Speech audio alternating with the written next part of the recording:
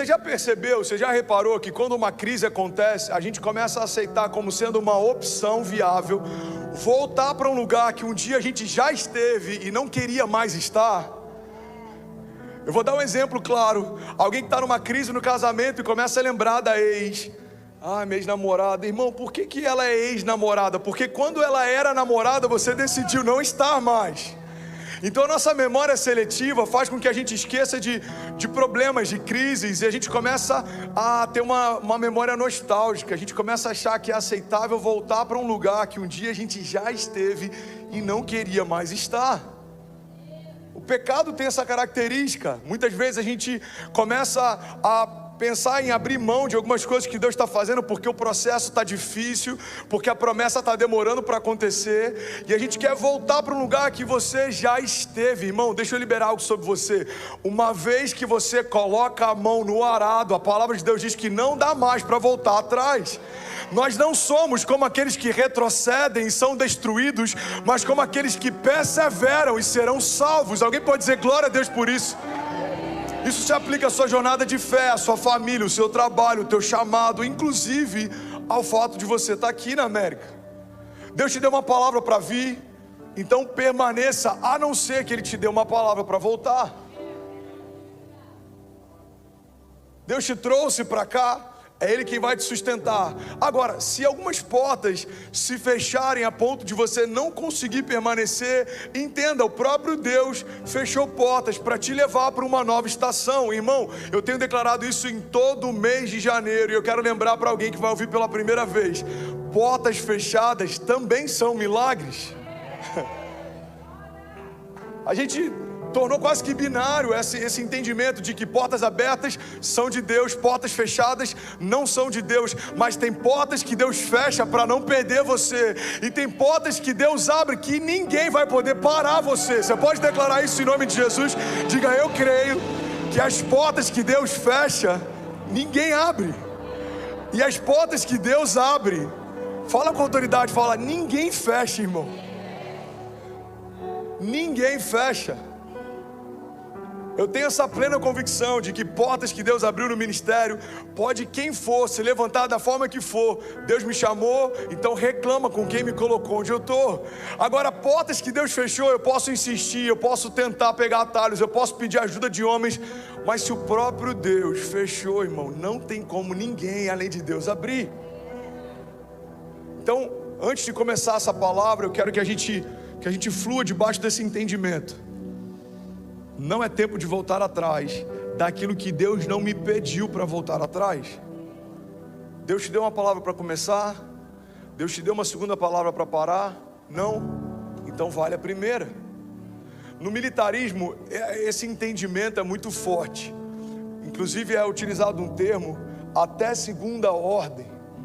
Quando um oficial, um superior te dá uma direção, é até segunda ordem, ou seja, se uma outra ordem não for dada, não saia da onde eu te coloquei.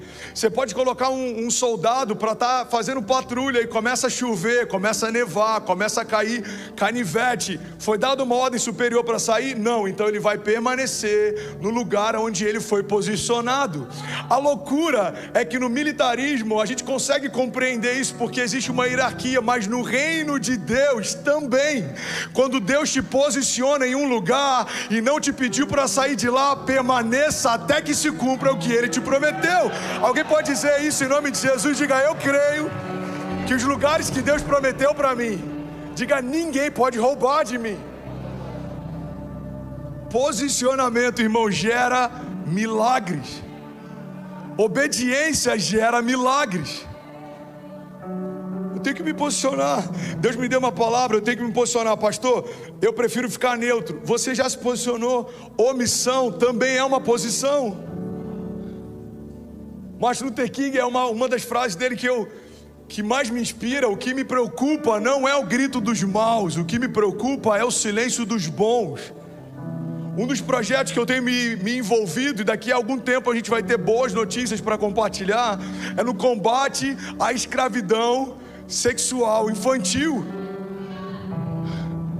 Mas é loucura, não dá para combater, os próprios pais vendem os filhos. Tá, mas se os pais vendem os filhos, eu vou deixar de ter misericórdia dos filhos? O problema não é o grito deles, o problema é o nosso silêncio como igreja.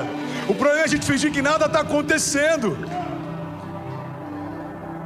A gente não pode achar, irmão, que tudo que Deus tem para nós, e eu não canso de falar sobre isso, principalmente para nós que somos imigrantes, tudo que Deus tem para mim é me dar um bom score, uma boa taxa de financiamento, comprar um bom carro e botar meus filhos numa escola confortável. Irmão, isso não é nada em relação a tudo que Deus vai fazer. Isso você não vai ter que se preocupar, vai acontecer naturalmente. A palavra de Deus diz: busque em primeiro lugar o meu reino e a minha justiça, e todas essas coisas vos serão acrescentadas. Declara com autoridade, diga: eu creio que não é tempo de voltar atrás. Às vezes a gente fica se auto-sabotando sem perceber. A gente dá espaço para pensamentos que a gente sabe que não são de Deus, mas a gente gosta de brincar com alguns limites. A gente gosta de... Você sabe que aquela palavra que alguém liberou não está te fazendo bem, mas ao invés de você deletar, você fica pensando nela. Você fica meditando. E o problema, irmão, que uma mentira, quando é contada muitas vezes, e eu vou botar entre aspas, ok? Ela se torna uma verdade. Esse era um dos princípios, por exemplo, da mídia nazista. O cara que liderava a comunicação nazista, esse era um dos princípios dele. Uma mentira contada muitas vezes se torna uma verdade.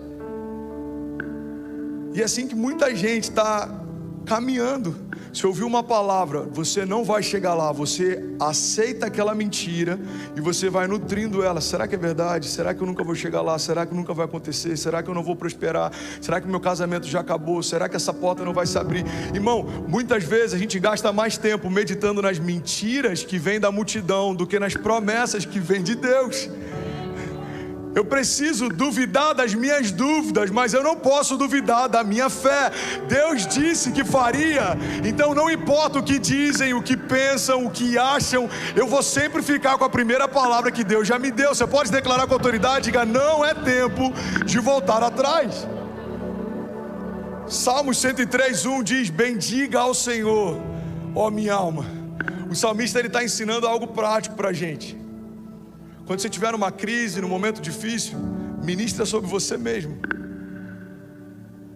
Porque é uma batalha, irmão, entre os nossos sentimentos, os nossos pensamentos e o nosso espírito. Quando você for para o carisma, tem algum carismático aqui? Tem alguém que está crescendo na palavra da fé?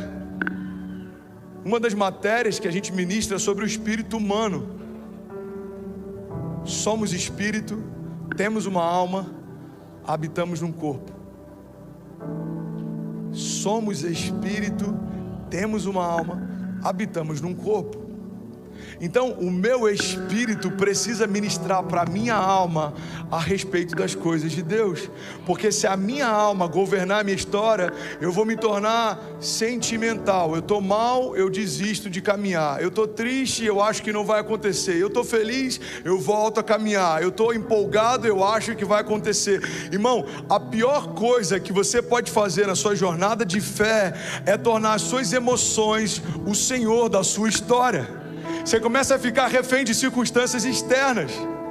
O dia está bonito, vai dar tudo certo. O dia está nublado, eu não sei se hoje é um bom dia. Não, irmão, nós não dependemos de agentes externos, porque o próprio Deus habita em nós. A palavra de Deus nos fala a respeito disso. O mesmo Espírito que ressuscitou Jesus Cristo dos mortos habita em você. Maior é o que está em nós do que tudo que se levanta ao nosso redor. Faz sentido? É por isso que mergulhar na presença é algo tão renovador. É por isso que o falar em línguas é algo tão renovador. A palavra de Deus fala a respeito disso. O Espírito de Deus testemunha ao meu espírito a respeito das coisas de Deus. É esse princípio que o salmista está ensinando. Salmo 103. Bendiga ao Senhor a minha alma. Bendiga ao Senhor todo o meu ser. Bendiga ao Senhor a minha alma. Não esqueça de nenhuma de suas bênçãos, porque é Ele que perdoa todos os seus pecados e é Ele que cura todas as suas doenças, que resgata a sua vida da sepultura e que coroa de bondade e de compaixão. É Ele que enche de bens a sua existência, de modo que a sua juventude se renova como águia. Será que alguém pode dizer glória a Deus por isso? O salmista está dizendo: ei, ó minha alma. E que trabalho que ela dá de vez em quando, hein, gente? Vamos ser sinceros. Não se esqueça de nenhuma das bênçãos, não se esqueça de nenhum dos livramentos, não se esqueça de nenhum dos milagres, porque é o Senhor quem me faz prosperar, governar, caminhar, renovar. É Ele quem me cura, é Ele quem me sustenta, é Ele que me guarda. Bendiga a minha alma, Senhor. Em outro momento a palavra diz: traga à sua memória aquilo que te dá esperança. Nada mais é do que um exercício prático da gente lembrar do que Deus já fez no passado, para que a gente não tenha dúvida em relação àquilo que Deus vai fazer no futuro. Então eu queria compartilhar uma chave. Você está comigo? Amém? Alguém está recebendo algo de Deus? A única coisa que pode parar você em 2022 é a falta de fé. Eu liberei essa chave há 3 anos atrás, num momento, um dos mais difíceis da minha história, e a maior parte que talvez já tenha ouvido em algum momento, em alguma mensagem, mas pode ser novo para alguém. Se perdermos tudo, mas não perdermos a fé, não perdemos nada. A fé é a matéria-prima de todo milagre. Foi pela fé que os antigos alcançaram bom testemunho, é o que diz Hebreus. Hebreus carrega a galeria dos heróis da fé, fala a respeito de homens que se lançaram no desconhecido, que enfrentaram gigantes, que foram lançados em fornalhas, que enfrentaram leões, que enfrentaram o poder da espada, que enfrentaram perseguições. Irmão, mas é por conta da fé que o nome deles ecoa até hoje, porque eles creram naquilo que Deus falou, independente daquilo que a multidão falava. Então a única coisa que pode parar você em 2022 é falta de fé. Porque tem algo extraordinário. A palavra de Deus diz que a nossa fé, ela tem o poder de mover montanhas, mas a falta de fé tem o poder de criá-las.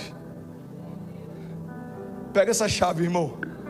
A minha fé pode mover montanhas, mas a falta dela pode criá-las. Quando falta fé, irmão, pega isso, por favor.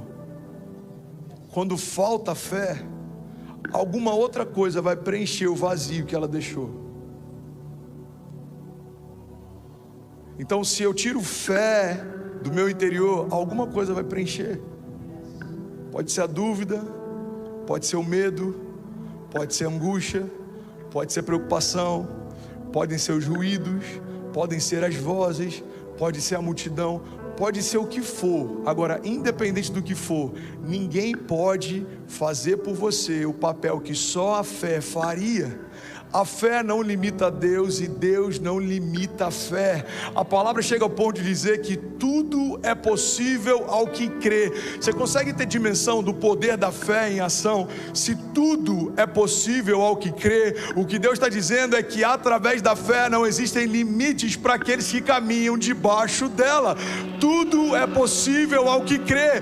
A cura vem pela fé, no poder do sangue de Jesus. O milagre vem pela fé, no poder do nome de Jesus. O renovo vem pela fé, através de ouvir a palavra de Deus. Irmão, tudo começa nela, se sustenta nela e termina nela. É pela fé que a gente vai viver o melhor ano da nossa vida.